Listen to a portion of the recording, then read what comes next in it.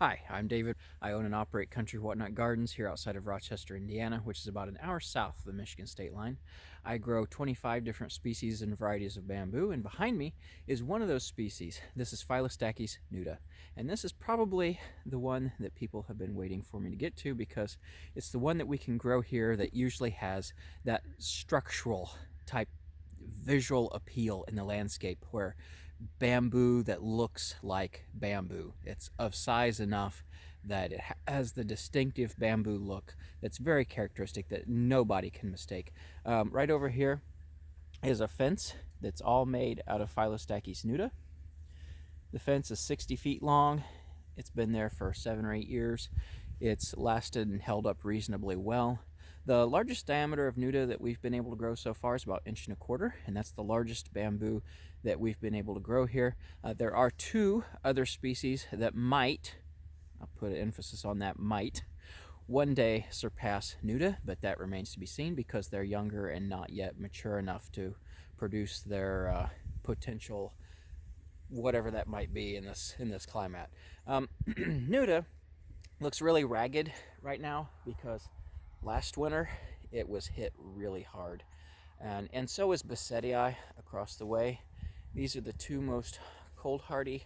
Right back there's Bessetii. You can see the top kill up the top of it, and likewise with nuda. Nuda got hit actually worse. Bessetii and nuda are 2 of the most cold hardy species in the Phyllostachys genus. Nuda is usually about on par with Bessetii as far as cold hardiness and wind tolerance. Bessetii is just a hair bit more wind tolerant, maybe. And it's certainly the most cold hardy of our larger bamboos. Rubber marginata would get larger down south, but not up here. Up here, nuda gets larger. It was hit with a quadruple whammy last year. It got top killed in the winter, and it had a drought during the winter. We had no moisture at all, so it freeze dried and desiccated the top portion of the plant, all the culms. And then when spring came along and it produced its first round of shoots, it was froze off. We had a late freeze and it froze off all those shoots, so that further stunted it. And then when it produced its second round of shoots, even though we had had moisture prior to that for the first round of shoots, by the time the second round of shoots came along after the first ones froze off, we had another drought. So it was top killed, droughted, froze, and drought again. So it's not looking its best this year. This is the first year that we've been growing it in about 20 years that it has had 4 threats against it like that in a year. Usually we get 1 or 2. It'll top kill a lot of winters, and then you'll have a couple winters where it doesn't, and then it gains size. And then when a harsh winter comes along like this, then you get these tops showing where the following spring's growth was stunted due to all those factors, and you're left with all of this twiggy stuff right up here. Now, if you had a brush cutter or something, you could go in there and remove all that before the new shoots come up in the spring. That way you don't have all that showing at the top. But the size of this grove, we don't do that. It would be a lot of material to remove and a lot of blade sharpening. But I'll take you for a walk around this grove to show you how big it is. This grove is probably about, I'm going to say 35 feet, and it's 60 feet. More of this top killed stuff showing at the edge of the grove. A lot of the grove is this lighter growth that's kind of arching out because it was thin and spindly from being stunted. And if we come right over here, you can see some of the culms back in there. I'll show you our other grove of nuda that's about 2 years older, and it's in a more sheltered location than this. Our other grove of nuda is up by the woods, but you can see this one. It is not looking its best at all this year. This is the worst it's looked in better than 20 years that we've been growing this. It's in a sad state this year. This coming late winter, early spring, I will be hitting it with a dose of granular urea, which is real high in nitrogen. I want to hit it early, probably late February, early March, when those new shoot buds are just developing on the rhizomes underground, so that's the optimal time to hit it with nitrogen, so that those new buds underground grow to a larger size before they emerge from the ground, because after they emerge from the ground, they're not going to be growing in diameter anymore.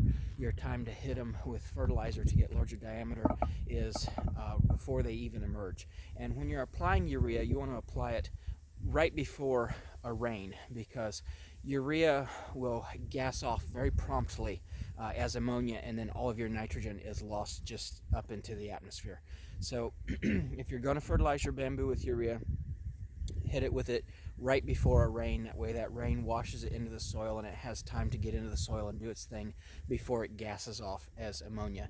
And to do a growth that large, I'll come out here and just broadcast it up in there and let it fall down, because it's too thick for me to get in there. And again, I'll come out here within just a few hours of a high percent of a rain forecast. That way that rain is washing it down in there into the soil to get down to where it needs to go. Anyway, I will take you next up to the other grove of nuda. See you in just a second. Okay, here we are at the other grove of Phyllostachys nuda, and you can see how big the growth is up that way. And as we get back here to the edge of the woods, how it becomes shorter and more sparse. That's because your larger bamboo species, such as nuda, and most of the Phyllostachys, really pretty much all the Phyllostachys, require at least 6 hours of direct sunlight a day, because they would be their own canopy, the tallest thing in their ecosystem, and they would be receiving most of the sun. Whereas your smaller bamboos, your sasas and so forth, those are the natural understory plants in their habitat. So the large bamboos like this need a lot of sun. And you can see over here, this grove was more protected with the woods directly behind it, and you can see larger culms in there. Those larger culms are the kind of the hallmark trait that people think of when they want bamboo in their landscape. And that's why nuda has been so popular up here, because it does produce those nice, decent sized culms. And you can see how big some of these are. They're not huge as bamboo goes. I mean, your tropicals, your subtropicals, even your warmer climated temperates, especially like Moso, Phyllostachys, there again, would get larger. But this one is 1.25 inches. It's the largest that we've had, and nuda has reached up to 22 feet for us. This grove does have some top kill up the top as well, but it's not nearly as severe as that other grove out in the garden. But this grove has done really well for us. It started as two plants over 20 years ago, and it has grown that big. And it's a decent sized bamboo for what we can grow this far north. I've been quite pleased with those culms, and we have been able to build some fences and various things out of nuda. It's not big enough to do, major construction. You're not going to be building shelters with it, not unless you incorporate it into something like wattle and daub or something like that. You're not going to be using it for furniture, probably, unless you can find a way to bundle several culms together in a decent sized bundle and utilize it that way.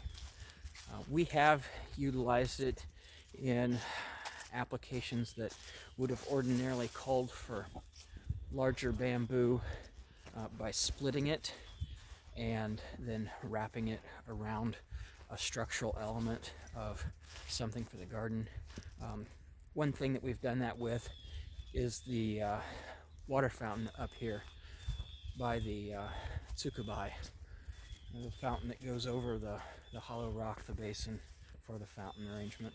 And my dad welded the armature for the fountain out of steel, and then we ran a copper tubing up through it along that steel that the water actually flows through. Of course, it's January right now, so we don't have water running in it, but I can show you how we split nuda and then wrapped it around the structural element of this fountain right here.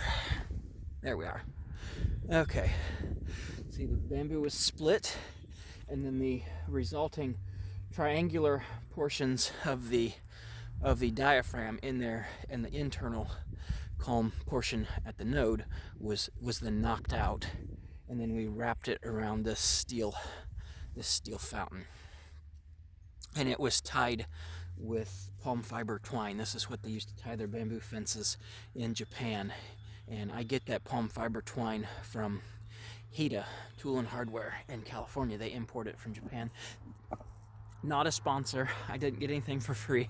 I bought it legitimately with my own money. I'm just promoting them because I like the company. Not getting anything for it.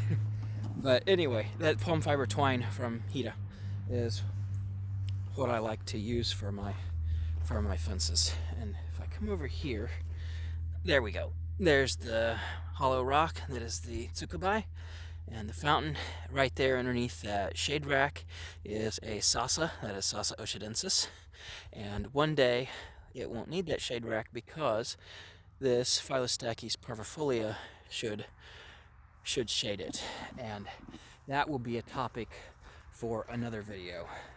Our timbers, Phyllostachys parvifolia and Phyllostachys atravaginata.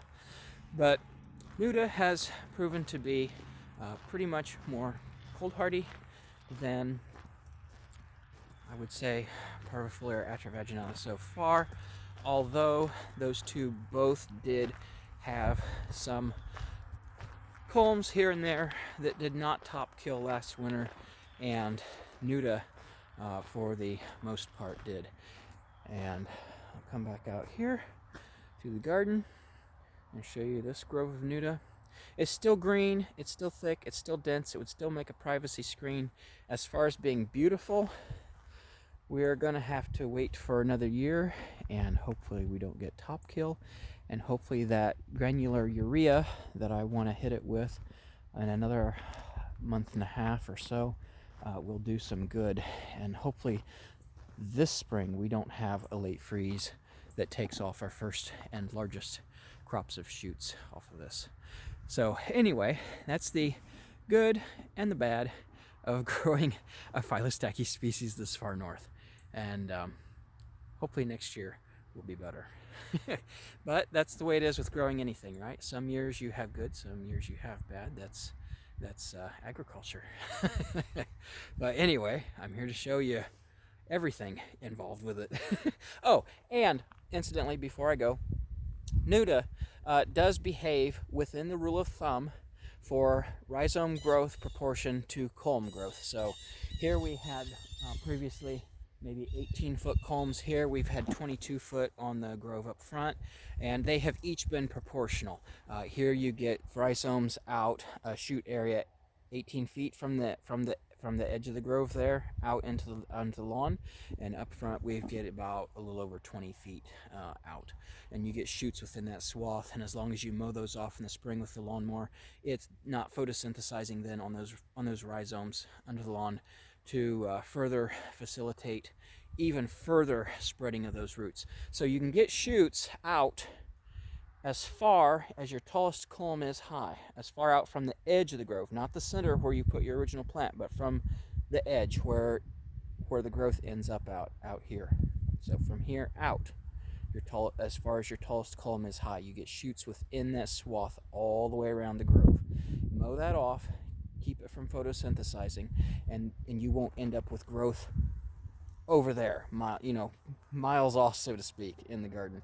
It'll be contained here, where you can keep it mowed, keep it dealt with, and not be allowing those rhizomes to grow any further. Now, if you don't have room in your landscape to allow 20 feet or a little better for a mowing space of swath all the way around it, you can put in an HDPE barrier for the roots underground. You can also do a raised bed. If you have farm equipment, you can disc it. Don't plow it. Plow will drag those roots everywhere. But disking a couple times a year, especially summer and fall, will keep those rhizomes chopped off and help keep it from spreading as well. But it's not hard to contain. It's certainly not an evil monster. It can be dealt with. It's not going to just boom jump 100 feet. It doesn't grow like that. It doesn't grow like that. I don't know if none of my bamboos do. Maybe I don't know if Moso might. I don't know. I don't have experience growing Moso. Moso can get like, gosh, 70 feet plus tall. So it might sustain rhizomes out that far from the edge of its growths, but I don't grow Moso. It's too cold here. It's hardy to zero at best. All of mine have to be cold hardy to sub-zero temperatures. But anyway, let's hope for the best for spring 2024. And until the next video, I'll see you later and take care. Thanks for stopping by. Bye.